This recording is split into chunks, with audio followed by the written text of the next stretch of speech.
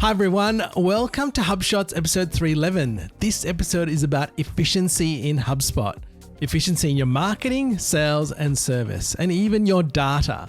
Now, Craig, let's have a deep dive into our growth thought of the week. Craig, what is it? Yeah, well, it should be a deep thought. Ian, have you noticed that yes. everything in AI is deep research, deep seek, deep mind, deep search? Yes. There was this article, I think the Washington Post, but Daring Fireball picked it up, calling it, "We've reached peak deep." So don't be surprised if all your favorite tools roll out deep related products. I'm waiting for Deep Breeze from HubSpot. Anyway. I'm sure it's coming, Craig. Yeah. Let's jump in. By the way, we've got a bunch of resources. At the end of the show, we'll talk through some of those. We've got a daily tip. We've got the new school community that we've just opened up, had our first batch of people in.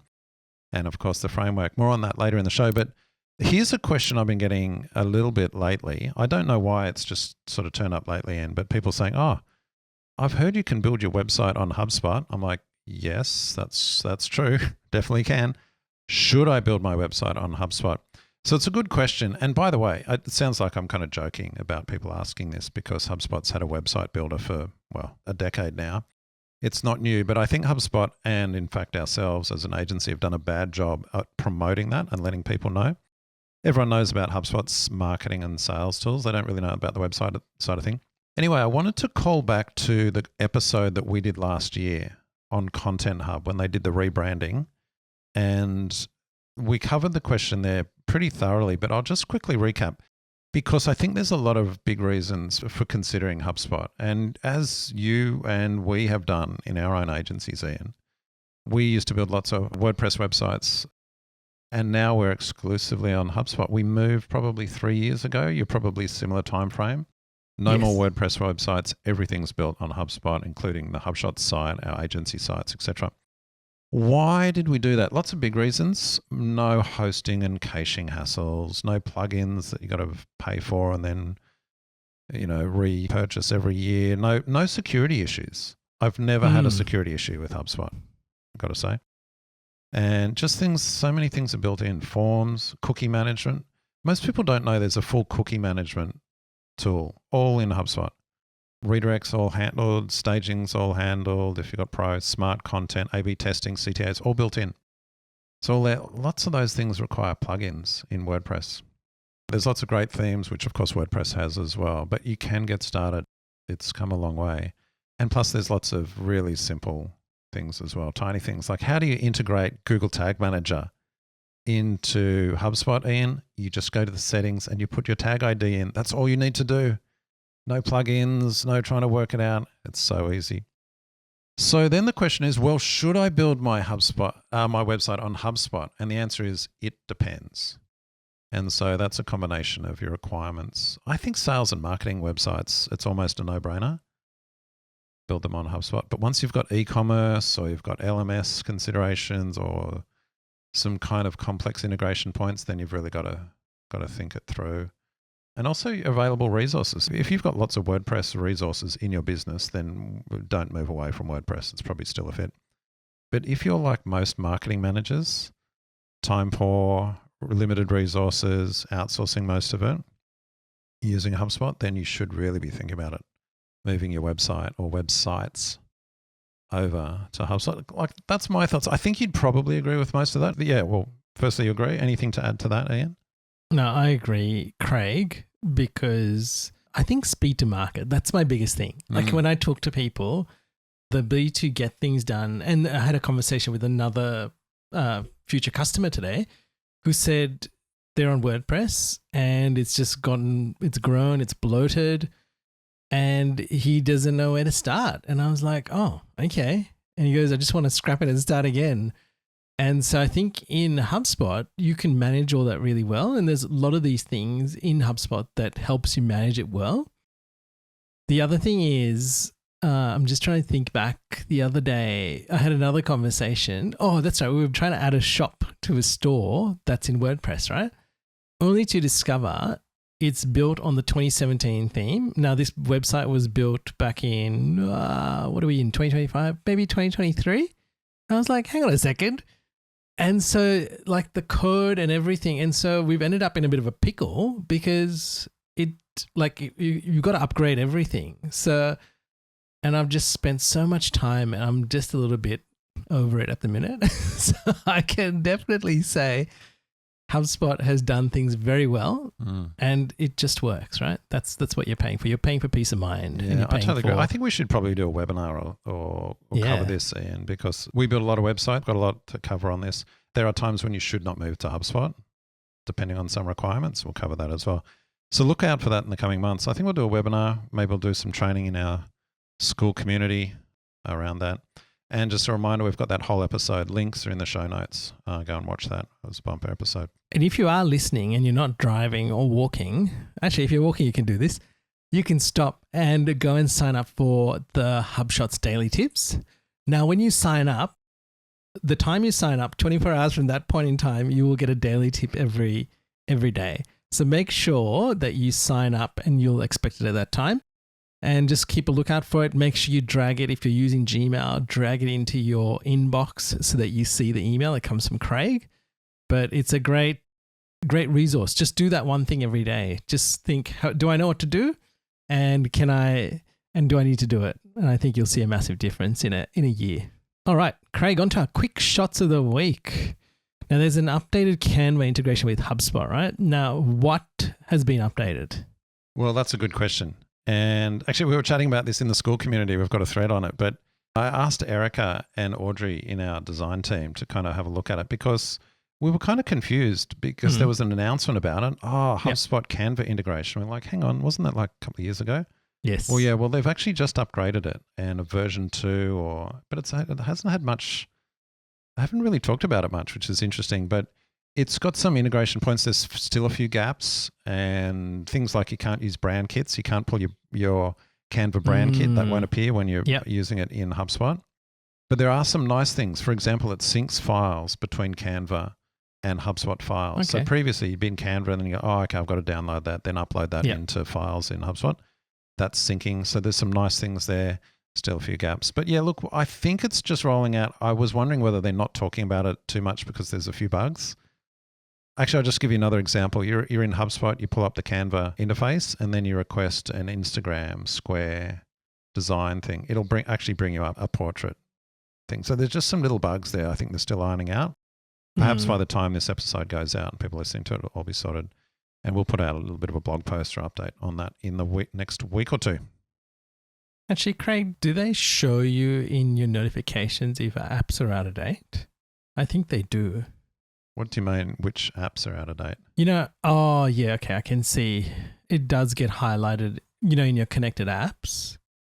Oh, it does say that yeah. there are new features for certain apps. But in terms of the Canva one, I can't actually see anything in my portal. And I installed it back in 2020. Yeah, look, the integration, so where you can start is you can be in files or images. And then instead of, the click when you go to upload an image. Yes. The little arrow next to it, you can drop that down, and then is that the way you're going through? Then you can say, choose Canva. Yep. Yeah, so that'll bring up the little interface, but that they've enhanced that a bit. It's a bit of a more integrated experience than it was. Yeah. I think it might be a bit more of a press release than an actual huge upgrade. Yeah. Okay. Interesting. All right. What's next? So I follow Steven. I don't know quite if I've pronounced that correctly. He's got some good HubSpot resources. We've linked them in the show notes, including his snippets list. So I actually downloaded that today. Just go buy a Gumroad store, by the way, and then it opens a Notion template, which is great. So I've got a copy of that. He's got them listed out by industries as well. Lots of great ideas. So go and check that out. He's got a bunch of other resources as well. And I'm just keen to feature some of these other HubSpot consultants that are out in the community releasing great resources. I'm trying to give them a little bit more exposure. So check those out. All right. And now the next one is actually something that we've been enabling and people have been loving is the activity summary on all records. And that's made a big difference. So if you haven't, it's actually in beta. If you haven't turned it on to try it out, I'd encourage you to turn it on. What I love about it, it gives you a really succinct overview, any problems, product interests and risks and concerns, what the last touch point was and what potentially is the next step. And so well worth using it and getting used to it, because you can actually talk to it. You can see it says ask a question. But turn it on and just help, especially when you've got a lot of data on a record, like a company or a contact record. It's a really useful way of getting some insight. So I'll give you an example. We've got a customer that has lots of members. Some members have been members for like 5 to 10 years.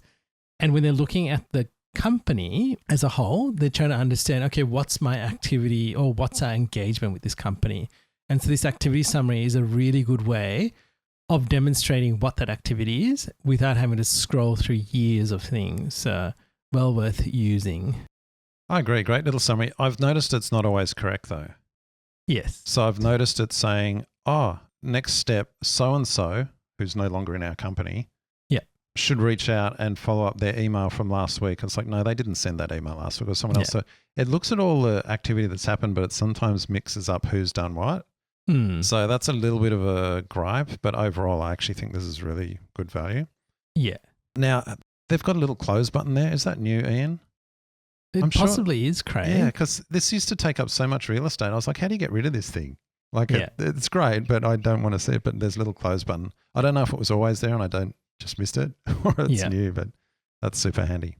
And I think the other thing, Craig, is with a lot of these things, you'll see if you're watching this on YouTube, you will see that there's like a little up thumb, down thumb, and you can do a copy, right? Now, I think if I'm understanding it correctly, if we're kind of giving the system feedback as to is this good or is this bad, hopefully that's feeding back into refining results, which should then give us better understanding. Actually, it's interesting because this activity summary is actually between you and me, Craig. It was a meeting that we had with someone that booked in a quick check session the other day. So it was pretty on point. It said it picked up all the points, even though it wasn't related to you. It was about the discussion we had and some of the things that you had mentioned on there, and you can read it here with that particular individual. So I actually thought that was a good summary, even though you know what? That's pulling that. Then I recognize this now. That's actually pulling from the Avoma meeting transcription that would have logged against in my contact record. But then I copied this from my contact record. That was in your portal. Yeah. Okay. So that's interesting. Well, I am connected into your portal. I wonder if the meeting summary went into your portal as well. Yeah. Okay. Anyway, that's what I wanted to just highlight to you because that's I thought it was interesting because I was reading it to go, is this actually on point? And I was like, it is on point. So that is great. Hey, one other thing just in the quick shots. We don't really talk about too many beta things, but I like to call some of them out. Do you notice they've got a dark mode preview in emails? In the email yes, I did notice that. I don't think it's all that new, but I was only just started playing with it. And my goodness, how terrible do most of my emails look in dark mode? I was like, oh, wow, now I get to see what all those weirdos who like dark mode, who are those people, by the way? But some of our emails look so bad. So this is great. You can do the dark mode preview if you just want to depress yourself about how bad your emails look, and then you can cheer up and go and fix them up. All right. What's our HubSpot marketing feature of the week, Craig? Using form reports. I just wanted to talk about reporting on your form results. So you've got a bunch of forms. There's two ways actually you can do this, although I think they'll try and kind of consolidate them into one in time. You can go via your marketing, so your forms and your form builder, and you can go to analyze. Or the second way is you can go via reporting. They're through marketing, channel, and forms. They look slightly different, but most of the functionality is the same. We've got some screenshots in the show notes.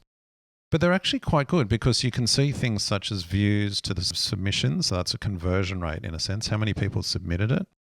You can then list out your forms and you can sort by various things such as number of submissions, which is what I like to do. You can also see form types, pop-ups versus regular, etc. if you're using the old legacy forms as well.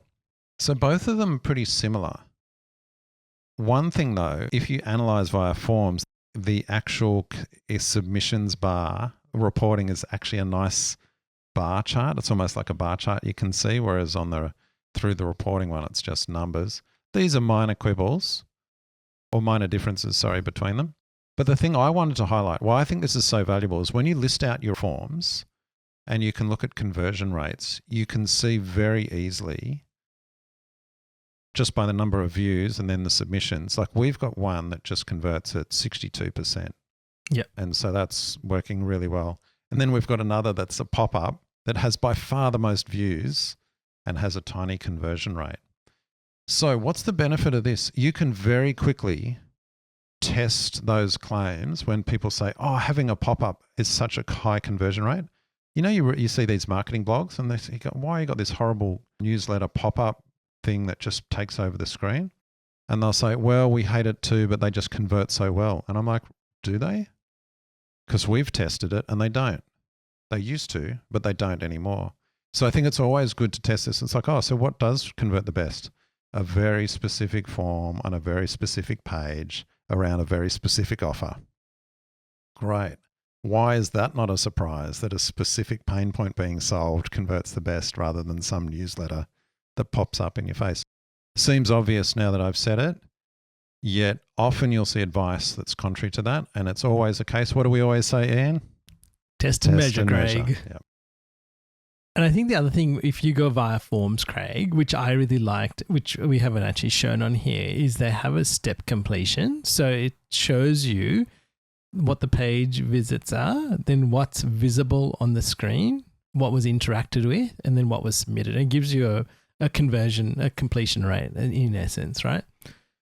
Which is kind of nice. So you can see that for that date range. And then they call it a contact type, which is, are they existing contacts or are they new submissions? So that kind of gives you a good sense. And I think that's where you can, going via forms gives you that real deep dive into the form to see that data. You mean if you look at an individual form? Yes, individual results, forms, correct. Totally agree. Yeah. Actually, I heard a really good, I can't remember, I was listening to a podcast and they were talking about just optimizing one thing every week. So you'd look at, if you had a series of emails, or let's say it was a series of forms, right? Just work on one thing every week to make it that little bit better. And they were not trying to chew everything together. It's like, oh, let's just do one thing. Like, okay, well, what field on this form is not getting much data? What do we do about that? Should we change it? Should we make it optional? Should we make it, what do you call it? What's the other form field that you get? Progressive, etc. So I thought it was really interesting and it was a good little tip that I was going to carry through for this week. Yeah, great idea. Okay, HubSpot sales feature of the week. Now, this is for people that are using Google Calendar, right? Now, it is a little bit fiddly. You need to go and enable it in the settings. And there's kind of like two things here. And what we're going to highlight to you is the Google Calendar integration.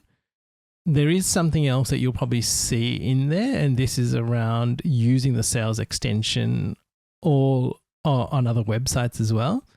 You can enable that as well in the screenshot. We haven't highlighted that, but I use that across the web. I'll come back to that because I turned it off. I used it for you turned it off. So I haven't turned mine off as yet. And mind you, I probably don't actively use it, and that you probably get more annoyed quicker than I do, Craig. Well, that's a universal statement there, right? So anyway, well, what I like about this update is it shows you on the calendar. Firstly, it'll show you on the calendar a button to prepare for the meeting, right? So that's part one. The next, it'll even give you the outcome of the meeting. So once you've done the preparation, it'll then change the outcome. Now, if it's all connected incorrectly, when you've completed the meeting, it'll mark it as completed. So that's one thing in there. I don't know if it does that automatically though, does it? So interesting you say that, Craig, because I went to a meeting that I had today and I went back because I was just going through the show notes and I thought, oh, I'm just going to go back and check that. And it was marked as completed. Oh, that'd be so fantastic. I don't know whether we use Fathom, right? So I don't know whether Fathom, because it's placing the recording in and it knows about it, it's marking that meeting as complete. So I'm not sure, but it was there. But it has made it a lot easier, especially when you're reporting from a team perspective and you're going, well, did that meeting happen or like what's going on? Just to go to the one place and not have to search through contacts, but you could just go to your calendar for the week and go, oh yeah, that was completed, or that the person didn't show up and it never happened, really quickly, and all that data goes into HubSpot. So that's the big efficiency drive right there. Oh, look, if that's being set automatically as completed after a meeting, it knows you attended, and then that's gold. Like, I don't think people realize how much of an issue this is for sales teams, because increasingly, when we're working with sales teams, it's all about meetings. They want to, sales managers want to report on meetings. Correct. What are my reps doing? How many meetings are they going to? How many, how they're being, and they're getting very specific about meeting. It's not outcome. What's the other property on meetings? You can say it's like a category, Types? or maybe it's type. Yeah, They're getting very types. specific about the types of meetings, and because it's time. People spend 50 minutes in a meeting. They're like, what are you spending the time? Was it worth it? So meetings are so crucial. So I'm so glad to see this rolling out. I think it has just rolled out in a beta in the Outlook add-in as well, a form of this. Yeah, I was chatting with a client. I think this is really important. People don't realize how important this is for sales teams. So I'm so glad to see this. And then the next thing I wanted to highlight, well, actually, we missed the follow-up button there, Craig. So once you marked it as completed, you can even click a button to do some follow-up activity. And if you're preparing, which I was talking about earlier, you can, when you click that, you actually get a screen where it has a sequence of steps that you can follow for the meeting follow-up. So it starts with have somebody on the team put some notes down, and then you can see who's in the meeting, and then it kind of gives you a step-by-step of things to do, like summarizing the contact, summarizing company, or summarizing activity. And the first part of it generally doesn't work for some reason. So the first question, if you just scroll down, you study your customer companies with Copilot, right? Sometimes that works, sometimes it doesn't. It just depends on the amount of data we have. The next one is actually more important. Oh, actually, let me track back. Study your companies with Copilot. It generally tells you what technology they're using and a few other things that it can pick up from the website. So generally for our customers, they don't care about that, right? It's not relevant. The summarizing the company record, that is relevant. So you get a good sense of what that is. Then summarizing the contact, looking at recent conversations. It does tell you attendees haven't accepted the invitation. So what's interesting, I noticed because we use Gmail, sometimes Outlook invitations, they might accept it on their end, but it doesn't flow through to us. So that's something that I see is happening quite often of late. And then you can obviously review any notes left on the lead. So if you've got somebody helping you, like if you're in a sales role and there's somebody in sales support who's actually doing it a pre-work, you can actually review that here. And it's a good structured way of working through a contact and preparing for a meeting. All right. What's our workflow feature of the week, Craig? Very simple tip. You've got a bunch of workflows. And, how many of my HubSpot workflows call other workflows? Let's say you want to know that. Well, the answer, you can easily filter down using action types. So that's one of those, almost like a quick filter really, on your view of workflows. What's another example? How many of my workflows set marketing contact status? Easy. Go to action types and just choose the ones that change that. So this is really good. It's a really good filtering way, because otherwise, and we actually had this with a client. I was on a call and they're saying, oh, well, we know we set a marketing contact status in some of our workflows. And I was like, oh, which workflows? Like, oh, lots of them. I'm like, oh, gee, are we going to have to go through all the workflows? Pooja was on the call. She goes, oh, no, you just go action types. Then you just choose. I'm like, oh, fantastic. So it's probably been there for a while. I hadn't registered, but yeah, really handy way to filter. That's a great tip, Craig. Yeah, I was actually wondering that when I was on a call with somebody who had a workflow that was running. I think it runs every day to check something. Like, why are you running this every day? You could create a view and see what's going on as opposed to running a workflow to do something. Anyway, all right. What's our content hub feature of the week, Craig? Well, you know how we started the show talking about should I build my website on HubSpot? And here's just one of the little reasons that's really good. So you can set your domain security settings. We actually had a client this week. Someone had audited their websites. They'd highlight, the TLS was the wrong version and some of the security headers weren't set. And so then they reached out to us and they said, oh, can we set up a session to kind of plan these? We need to patch the server. That was it. How do we patch the server? And I was like, oh, hang on, that's just a setting. So you just go into HubSpot, your domains and URLs settings, and then you go to that domain, update domain security settings. Oh, you mean I can upgrade to TLS 1.2? Yep. Oh, I can set my content type headers? Yep. Tick, tick, done. So it was a 5-minute meeting, really. And then I did say, look, you better go and check through your website. It doesn't break anything, especially things like if you change these settings, I always like to go and check, submit a form, make sure nothing on the form kind of doesn't respond. Make sure you can book a meeting if you've got the meeting embeds. Do all the usual tests. There was no problems though. But that's how easy it is. And this is another reason I really like HubSpot. You can control all of this right from the settings. And another thing, we don't have it in the show notes, but a lot of the themes, actually, I don't know if you know this, Ian, I only found out, Erica told me about this week. A number of the themes in the marketplace include their own importing or referencing of jQuery. Yes. So you actually don't need jQuery inserted by HubSpot. Yes. On the page settings page. So that's another thing we haven't got in the show notes, but I'll put it in a daily tip. You can actually just turn off jQuery from getting inserted. Yes, you can. Yeah, and you should do that, by the way. Yes. And let the theme handle it. But you should also check, because I don't think all the themes do, but all the good ones do. Craig, so coming back to that, I've just logged into my HubSpot to have a look at my security settings. Is there, like, if we look at the HTTPS and the TLS version, right? It says, by default, HubSpot supports TLS version 1.0 and above. To disable the lower ones, please select the lowest version you want to support. Was that one of the recommendations to Yeah, you probably want to be increase? upgrading to 1.2 or, yeah. Yeah, I think 1.2 plus is the one. Yeah. And then what about security headers? I'm actually curious. I've actually never gone into this and had a look. Go and have a look in my portal for what we've done. We've got almost all of them enabled. There's one that we don't because it does cause issues. But most of them you can tick on, and most of them. But I think there's content types, and I just forget I don't have it in front of me. But yes, there's content security policies. There's X-frame, and XSS, there's a policy one. Referrer, feature, permissions. Yeah. But there's one that often pops up in security audits that they want to Okay. Yeah. Oh, that's interesting to know. Very good.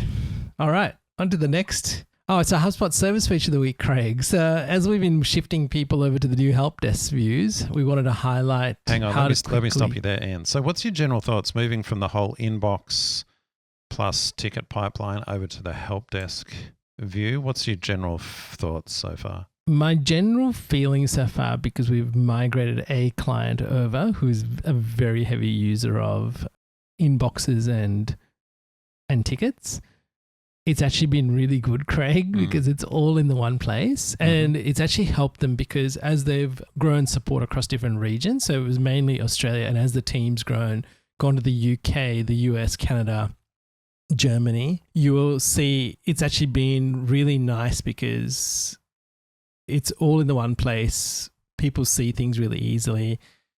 There's no confusion now. It's like, oh, well, should I be over here or should I be over there? Where am I? Because we found out they were actually working in the inbox the whole time. They didn't really go to tickets. Yeah. So I think this has actually solved a lot of that confusion that was taking place. So it's been a good shift. Okay, great. Yeah. And so what we wanted to highlight is views and how to use, you might have a view, but how to use a quick filter within the help desk.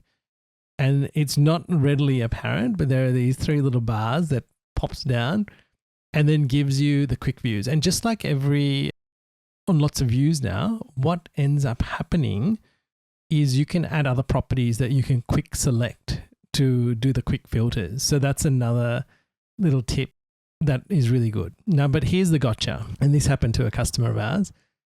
They used a quick filter by ticket owner, right? Because there were 2 people in the US that were managing tickets. So they filtered it and they go, okay, I know Craig's got 10 tickets over here. Fantastic.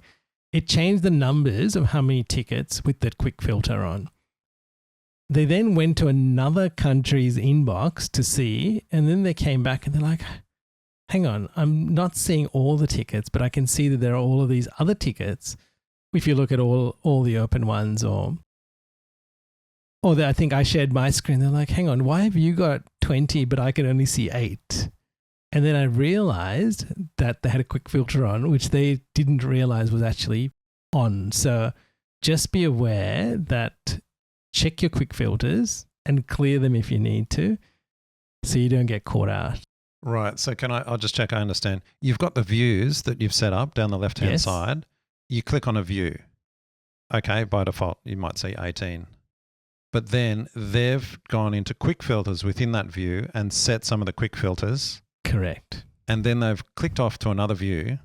Great. But then when they came back to the view, it still had the quick filters applied. So it was still filtered down. Correct. Right. Yeah. So it's not readily obvious Apparent. at the top of that kind of. Yeah. Yeah. That's okay. You get used to it, don't you? Yeah. And I think that's the thing. And I think this is across, and I don't know whether this is like one of the things I've really loved across all views is the addition to add a different filter type and just being able to filter. So one of the ones I do most often is I'll put the original source filter on the view and I'll say, I just want to see all of the ones that came from paid traffic, right? Mm-hmm. It's just really easy to see because you don't have to click, I want to click the filter and then I've got to go and select everything. It's a really quick way to quickly select the different traffic sources and shuffle down your contact. Got it. Yeah, quick filters are great all across views. Hey, I'm just going to take a bit of a detour. So this is nothing to do with help desk. This is to do with reports and dashboards. Yep. And I think I might have put this on one of my daily tips recently, but quick filters are great on dashboards. They're great, but you can't do quick filters on reports. Well, not as far as I know. You can do advanced filters, but you can't do quick filters. So get this in. For one of our clients, we've actually been building dashboards and the dashboard has one report in it. Right. Just because they like quick filters. Okay. So we're building dashboards just to use quick filters, but the dashboard has one report. Okay. Yep. It sounds crazy, but they just can't get their head around advanced filters or it's just too cumbersome for them. I wish there was quick filters on reports. Yeah. I mean, look, there are quick filters, Craig, but only down to team, owner, and date range. That's it. Let's say you're doing an activity report for sales reps. Yep. Sure, you could kind of go to that filter thing on the right-hand side, but generally you have to customize the report and then go into the filter criteria. But if there was just a quick filter, for example, you just want to filter by the rep or the sales pipeline or something like that, you can't do it. Whereas if you just pop that report onto a dashboard and then add the quick filters onto the dashboard, it's there. It's so easy at the top. Do you see what I mean? Yeah. And actually, coming to say that, Craig, I'm actually curious because they're rolling out these advanced filters, right? Mm-hmm. I am just testing something out. All right, now. on the fly. I hope you tell me I've missed something. Yes. So you can, in the advanced filters, you can add a quick filter, which then puts it on the dashboard. On the dashboard or on the report? On the dashboard, which will filter the report. That's what I'm talking about. You can add it on dashboards, but you can't add it on reports. Oh, on the report. Like the individual report. Yes. So we'll build them an individual report and they go, oh, that's great. Now, how do I just filter that by so-and-so? I'm like, oh, you'll have to go in, customize, then set advanced filter on the report. And then I'm like, hang on, I'm just going to put it on a dashboard for you because I can add quick filters to dashboards. Yes. And then they can do it. Yeah. I know. I'm actually working through a lot of this myself and then trying to work out better ways to do better ways to do things. Yeah. Anyway, that was a big aside. I really like quick filters. I don't know if we'll leave that in the show, but it can be an extra bit. But quick filters are great. I love to see them. They're on views, they're on dashboards, they're here on help desk, stuff like that. I'd love to see them everywhere. And once they appear on reports, that's going to be a great day. All right. Talk to us about the app of the week, Craig. Yeah, well, as you know, I like to share a tool each episode. Last episode, I think we looked at Cloner. Yes. Today, I want to look at AccountScout. This is Stuart Balcom's put this out, and it was a response to HubSpot sunsetting their HubSpot Insights kind of property enrichment on companies. More on that later. I'm going to talk about that in a bit more detail later in the show. So Stuart's built AccountScout, and it's a beautiful add-in to HubSpot. I really recommend it. Yep. What does it do? It enriches company records by some of the properties on there. I think 20 or so properties it puts on there. I think there's a pretty close overlap with what HubSpot Insights used to add, but he's done it in a much nicer way. And you can have a card. So in the screenshot, in the show notes, I've just created a tab on a company with AccountScout and I put the card and you can see it. And it might even be better than this by the time you see it because he's constantly improving it. And it groups together all the properties. Of course, if you want to see what properties were enriched, you just go and have a look at your property history and you can kind of just see what was enriched and say, oh, enriched by AccountScout. And you get this nice little panel and it's for free. So what's the first thing you should do? First, you should go and sign up for his wait list I think he's got an invite list and he's letting people in. Yes. So I was lucky enough to be able to playing with this. I think, have you signed up for this or had a chance I yet? did. When I read in the show notes, Craig, that's exactly what I did. So look, it's really good and I think he's got plans and I hope he's going to have a pro tier, which is kind of a paid option, which will be more enrichment, using workflows, all this kind of stuff. So it's really good. Where does it compare to Breeze? So this is the thing, and I'll talk more about Breeze later, but at the moment, I think this is positioned to kind of replace HubSpot Insights. But that kind of positions it as competing a little bit with Breeze. So I think there's a little bit of messaging here to think about. If you're a HubSpot user, you don't care. You should just go and sign up for this thing. It's great. But where's it fit? I'm actually using this plus Breeze. So I kind of feel this is a no-brainer. You should get AccountScout. And then for Breeze, should you get that? Maybe. Well, as soon as something's paid, you should think more carefully about it. We do in our portal, just because there's some other enrichment things. And there are more. So let me give you an example. You can bulk enrich some records in a view. You can just tick them all and enrich using Breeze, which you can't currently do from AccountScout as far as I know. So there are some differences there in kind of just bulk doing stuff. There's some workflow things that Breeze can do currently, but AccountScout can't yet, but I think that's on the cards. And so there's a bit of overlap. I'm really keen to see where this is going to play out. Now, I was trying to think, where does AccountScout go? And I think what Stuart has in mind is some very specific scenarios for businesses, or industries maybe. And I don't want to talk too much about that because he's working on that and he's announcing stuff. But from my side, I look at this card and it plays into what you were saying earlier, Ian. A lot of companies, they don't care about the technologies of a company. They're enriching data and they're like, oh, this company uses Office and Vidya. They don't care. You and I might care because we're like, oh, what technologies they do? They use HubSpot. That's useful to us.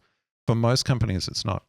And so I think what this AccountScout could do is have views based on your preferences. So this layout, for some of our clients, they'll be like, oh, get AccountScout, but you don't care about technologies. You might not even care about keywords, but you do care about some other part of an enrichment or location or company size. Yeah. And you call that out based on the industry that you're working. So it's almost like, who's your ideal customer? And with that in mind, you lay out this card. So I think there's some things here that Stuart and his product could do. I know I've kind of labored the point on this one a bit longer than maybe usually we talk about tools. So I think this is quite really interesting. And I'll also call back to this in a later shot. But I'll be keen to hear your thoughts on this as well. Yeah. Ian? So when I do get access and I'm trying it out, Craig, I'll definitely let you know. But be aware, creating those extra tabs, you need to have an enterprise account. Oh, if you're a professional, you won't be able to create an extra tab. Oh, okay.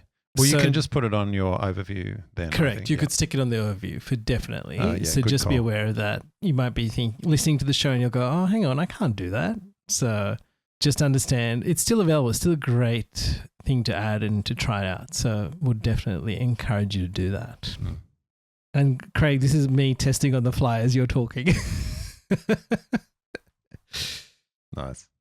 All right. The HubSpot admin feature of the week, Craig. Now, this is a really good one. Tell me more. You've got an industry drop down. It's probably got 100 options, industry, and someone says, oh, can you just get me that list of all the options in that drop down? You're like, oh, how am I going to get that? So what do? You go to your web page.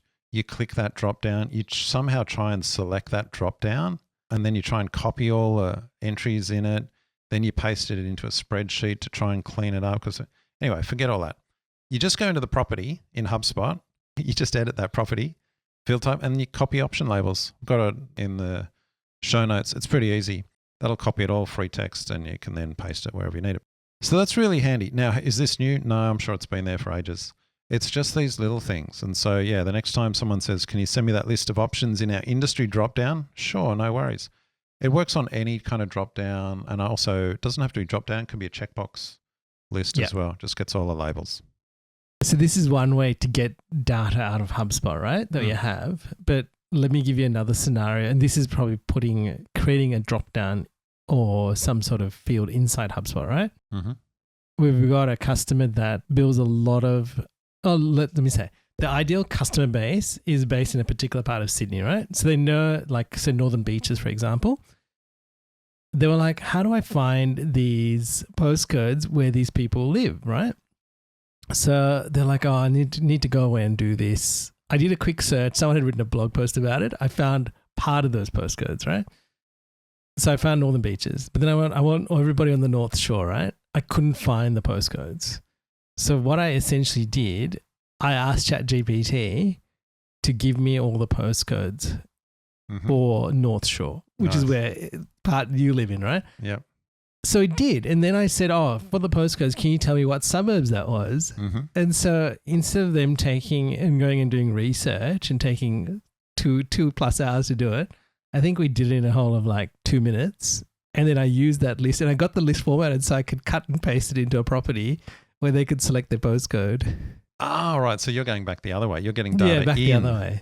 Yes. Actually, we should put that as a little tip in our school community. We've got a little tools and tips section. That's a great tip. I'll have to put that in, Craig. ChatGPT for getting postcodes. Yeah. All right. What's the list of feedback of the week, Craig? So we love our listeners and we send out an NPS survey. You know what? Our NPS survey goes out more frequently than our episodes do, Ian. That's the terrible thing. So 2025, we've got to change that, Craig. We've got to get back to our regular cadence, yeah. Actually, I would love listeners to tell us, we have this idea. Craig, I'm just going to tell everyone. Okay. We had this idea to have I would call it an impromptu episode. And as you would know, inside HubSpot, there used to be, or there probably was, and there still is, a conversations inbox.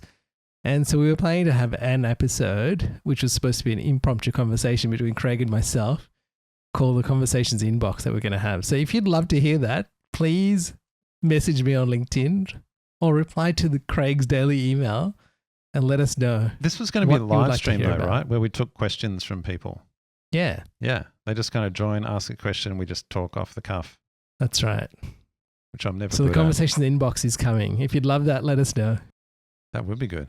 Anyway, so what was the listener feedback? So this was from Cameron. He said, you know, when we asked, what do you think of the show? He goes, good, but doesn't come out often enough. So we hear you, Cameron. I love that kind of feedback. Thanks for the slap on the wrist. Yeah. Much better than good, but I only listen every couple of episodes. It's no good. That was great. All right. What's the thought of the week, Craig? Okay. So I'm going to have a little bit, well, this might come across as negative, but I don't mean it that way. I'm going to chat about HubSpot's Breeze credits strategy, Breeze enrichment. And this follows on from, yeah, and you're going to talk about this because of all the conversations you've had. So it's supposed to be constructive feedback. It is, yeah. And I think it's a positioning piece, but I actually think HubSpot might have made a misstep with how they went to market with Breeze credits. I'm just talking about Breeze enrichment. I'm not talking about Copilot and all that stuff. I'm just talking about data enrichment. And it's particularly come to mind in light of AccountScout fitting in. Just a reminder to set the context, HubSpot has HubSpot Insights on their company records. That's why you see some at a company, it puts all these details in there. Company size, address, social channels, keywords, technology, all these kind of things. So that was HubSpot Insights, and they're going to sunset that, I think, in March, maybe in a couple of weeks. They're just going to stop it. Craig, they at Inbound, this is what they said, that Insights could be up to a year old in terms of data. Mm-hmm. And I think their whole position was better to have up-to-date data than out-of-date data. And I think that's where the whole Breeze intelligence comes in. Yeah. So I don't buy that. And I'll tell you why. So I agree it's different data to Breeze, but the way they've gone about, and this is why I think it's a bad go-to-market. I think they've had a misstep. They could have easily said, oh, we're going to use Breeze data to populate HubSpot insights. They could have been as simple as that. Now, I don't know technically what's required, but in terms of outcome, they could have done that, but they didn't.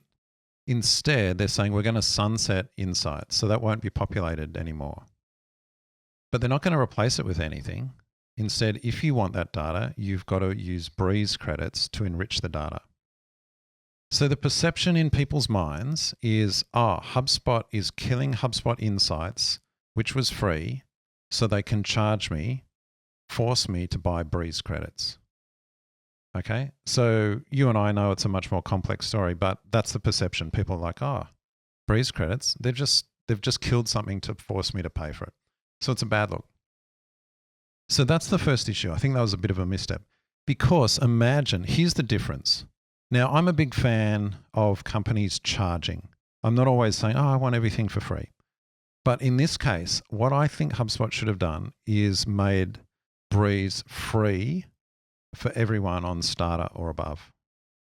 Okay? And I'll tell you why.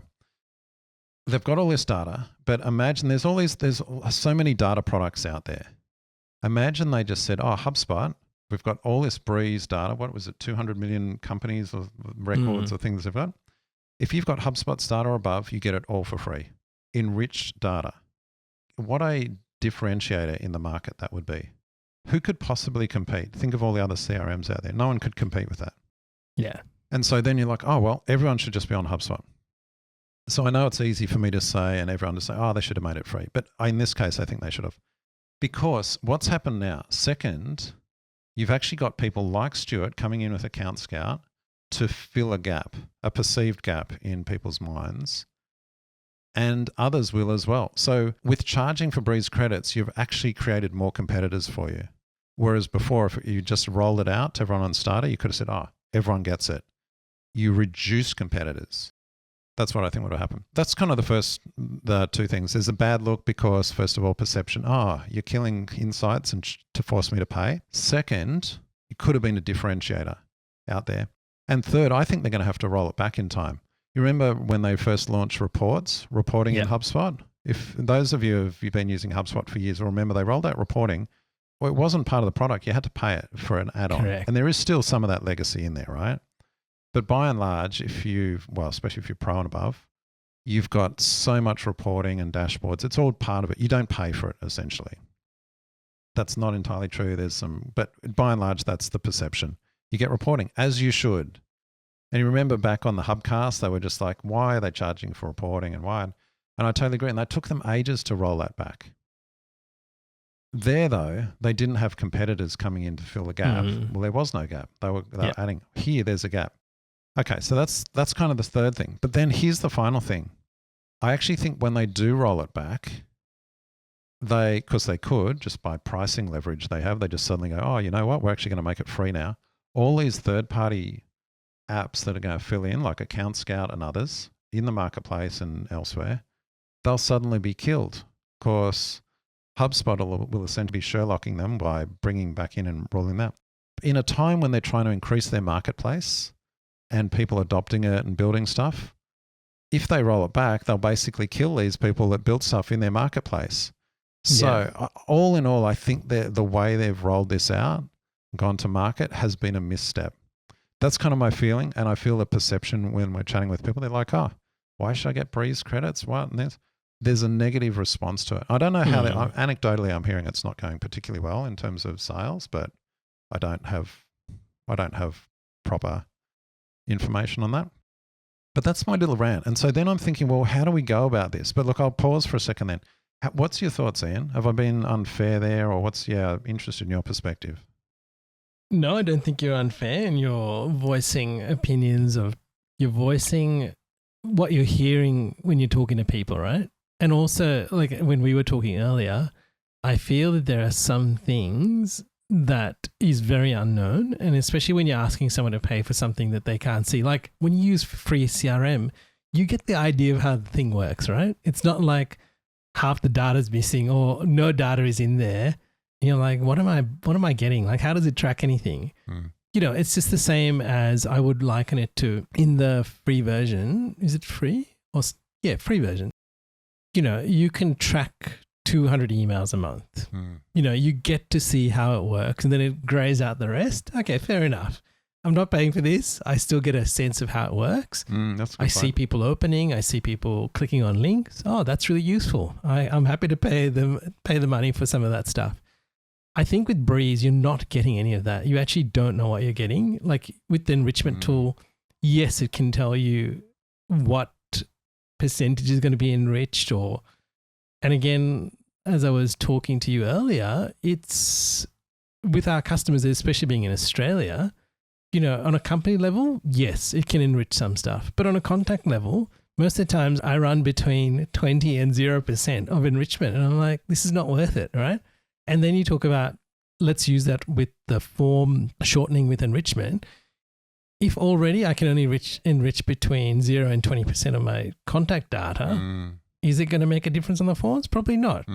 So then I'm going to find other ways to get data. So where is our Australian data that we can use that actually might benefit us? So then we start looking at other places, like you have rightly said, with this whole process, right?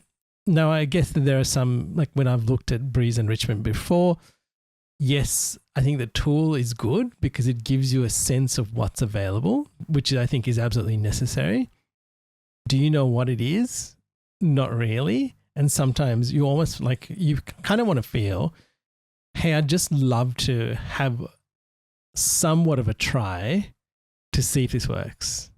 Even if it's like 10 credits, I can just run 10 things that I'm looking at. I want to see how this works. Great. After the 10, I can't do anything else. That's fine. At least I have a sense of what's going on. One thing I do like about it is there has to be a minimum requirement. So it's not just because I have some data, I get charged the credit. It's like, okay, if I don't have the data or it's not a percentage of what I can enrich, it just doesn't get enriched or doesn't get charged as a credit, right? Yeah, look, I think they have contained that well. Yeah. Yes. So I think that's done well. Yeah, look, that is true. Yeah, look, I take your point. It's good to see. Yeah, it would be good to test with it just to see how it works. But I keep coming back into thinking, just imagine if they'd made that announcement and they said, Breeze Enrichment overnight, every single HubSpot portal, no matter how many contacts or companies you've got, it's been enriched. HubSpot customers, like if you're a HubSpot customer, your portal is the most enriched and data accurate out of anything on the market. Like imagine that overnight. What a go-to-market that would have been. I don't know. It's easy for me to, pontificate with all these things. Easy to tell a big company what they should be doing, and make it sound easy. I get that. And I think I am usually pretty reasonable about, they're going to make money. I want them to charge, but just feel there was a big opportunity here that got missed. Look, I think there are different enrichment points. And I think the big thing is if you're giving, so we had company enrichment before, right? And that's probably where the gripe is. With insights, yeah. That was on company so level. So insights, let's call it company enrichment. Yeah. Let's call it a snapshot in time of insight on that company. I think we should have actually had that. We should have kept it to a degree, if that makes sense. And then we're contact data is not enriched, right? So if you said, look, we'll continue to enrich company data when you put it in. And if you want to keep it enriched, then you got to pay for it. That's okay. I get that. Say that again. No. So when previously when you stuck a company in, let's call it enriched the data. So you saw, okay, here are all the bits of information. And that was great. People used to love that. Or except for the annual revenue one, which always used to say $10 billion for some small company. But yeah. That's right. But it's at that point in time. It doesn't keep updating that data as far as I understand. Oh, I see what you mean. Yeah. Do you know what I mean? Yeah. So if you told me, hey, we'll use Breeze and any new company you add, we'll enrich that data, I would feel no worse. But if you want to keep it up to date, then here's a product that will do it for you. Okay. See what you mean. Yeah. Initial enrichment free, ongoing enrichment charged for. Correct. And that to me, I understand everything costs money. You're probably paying for data, you're aggregating data. There are all these things behind the scenes that we don't see, right? And that has to be paid for because you will buy a data service that has that data. Like, for example. No, I get that. But yeah, let's say they got the data of 200 million, I don't know, companies and contacts, right? You enrich it in your portal and I enrich it in mine, and they're getting paid twice to enrich that one company, right? So that's how they make money. It's purely about making money. I just feel like, well, imagine if they'd said, every company and contact that we know about across our entire thing, if it's one of the 200 million in our data set, we'll enrich it. And we'll continue to enrich it. Sure, there's a cost to it, to enriching it. They've got the data. This is just pushing properties in databases. And I guess we could talk about it for ages, Craig. We should do a whole episode on this, Ian. I don't know. Should we even include this in the show? We could do a bonus outtakes episode. We'll see. Yeah. We should finish up. All right. What's our quote of the week, Craig? It says, better to be disliked for who you are than liked for who you aren't. That could be me after that previous shot. Yeah.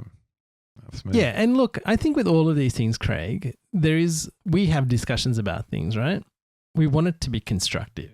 Yeah, we do. I'm trying to think about the best. You know that shot, what we've just chatted, that should have been our conversations inbox ad hoc episode. Yeah, that's a conversations inbox right there. Yeah, correct.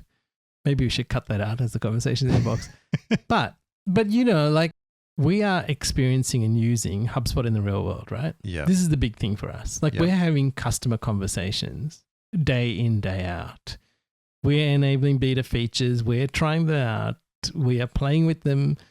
We are seeing all the quirks, but also all the great things that get released. And I think this is one of those things where I guess this is what HubSpot does, right? They've set the bar at a particular standard. And when we see something like this happen, we start to question things. And that's really what we're highlighting. It's like, how do we have an open conversation about things like this? Because all of these things enrich our life, right? And I know people in HubSpot listen, and I think that's okay. But we're telling you what it's like on the ground. As long as you understand that and we can all move forward together, I think it's actually constructive. Good perspective. All right. What's our training of the week, Craig? Here's one thing you need to do right now. You need to go and sign up to the wait list for our community. There's a link in the show notes. And once you do that, Craig will let you in. We've put in a few other members. Craig has done a lot of work while I've been juggling other things in preparing some of the training that you will see in there. So Craig, my hat goes off to you while I've been doing other things. You've been busy doing that. So thank you. I really do appreciate it. And I guess we carry each other at different times in our lives. And this is one of those times where you've carried a lot of the weight. So thank you. It's been a lot of fun. Yeah, so go and join the waitlist. As you said, I let in 5 or 10 people, I think, this week. Yes. I think there's another 50 or so on the waitlist. We'll get to you bit by bit. And there's probably more joining now. So, yeah. Anyway, there's courses. And the first course I'm going to highlight is building a HubSpot campaign from start to finish. This is great for marketing teams. You're in a marketing team, getting campaigns out, which is basically a big part of marketing these days. Get a campaign, get it going, report, test and measure, rinse and repeat. So we've got a course that goes right through everything from the high level, what is a campaign, because, well, that could mean a number of things, through to every little part of setting it up in HubSpot, step by step. So, yep, check that out and keen for your feedback. And if you're a business owner and you've got people on your marketing team, like marketing managers and as marketing implementers, this is probably a good place for them to start because it gives them the foundation and the practical tips to create and launch a campaign. Yeah, I'll tell you who I've targeted this. This is for the person that's in a marketing team, in the tools, in HubSpot every day. You're in the tools, you've got to get campaigns out. What are the quick ways to do efficiently, build stuff? What should I be thinking of? It's not really for marketing managers or CMOs. We'll talk to them later. They just kind of wanted to see reporting and stuff, but this is for you in the trenches in HubSpot. And finally, once you've done that, we want you to go and sign up for the daily tip, where you'll get something in your inbox every day that will improve your HubSpot life. And the next thing, if you're using the framework, get the latest version because we keep updating it all the time.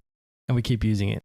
I think one thing that I want to tell people is one of the things that always comes back. It can always seem like there's a lot of overwhelm with HubSpot as more and more things get rolled out and more things are happening. I think the framework actually helps you focus and go, okay, what am I going to work on for the next quarter? What are the 3 things I want to achieve? So I encourage you, even if you've finished completing the framework, at least write the 3 things down that you're doing and just work through that. Make that a focus of what you're doing. And I'm pretty sure you will end up at a much better place than you were 3 months ago. Well, Craig, there is another episode. And listeners, if you've got any feedback, please connect with myself on LinkedIn, connect with Craig on LinkedIn, sign up to the Daily Tip, get the framework, and we'll see you in the next episode. Catch you later, Ian.